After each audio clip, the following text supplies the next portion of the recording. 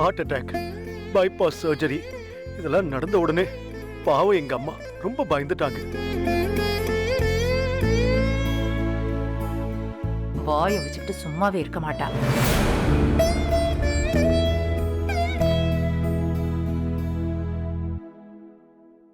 உனக்கே தெரியும், இப்பதான் எங்க அப்பா தவறுனாரு.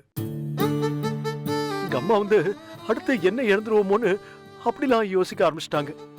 அதனாலதான் அவங்க கூட கொஞ்ச நாள் இருக்கலாம்னு நான் முடிவு பண்ணேன். அதை காரணமா வச்சு இவ்வளவு பெரிய முடிவை எடுக்க முடியுமா, அதுவும் தனியா? அது மட்டும் காரணம் இல்ல கோபி. ராதிகாங்கிற ஒருத்திக்கு உங்க வைஃப்க்கு உங்க வாழ்க்கையில எந்த இம்பார்ட்டன்ஸும் இல்லைன்னு தெரிஞ்சதுக்கு அப்புறம் தான் நான் இந்த முடிவையே எடுத்தேன். யாரு சொன்னாங்க? நான் எப்போது சொல்லிருக்கேனா நீயும் மையும் எனக்கு முக்கியம் இல்லைன்னு? சொல்லு, நான் எப்போது சொல்லிருக்கேனா? யார் சொன்னாங்க? எல்லாரும் சொல்லிட்டாங்க. உங்க அம்மா, உங்க பசங்க, ஏன் நீங்கன்னு எல்லாருமே வேற வேற விதத்துல சொல்லிட்டீங்க.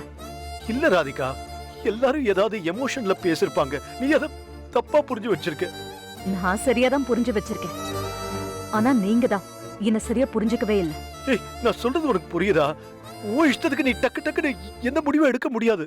ப்ளீஸ், கொஞ்சம் பொறுமையா யோசிச்சு முடிவு எடுக்கணும் ராதிகா.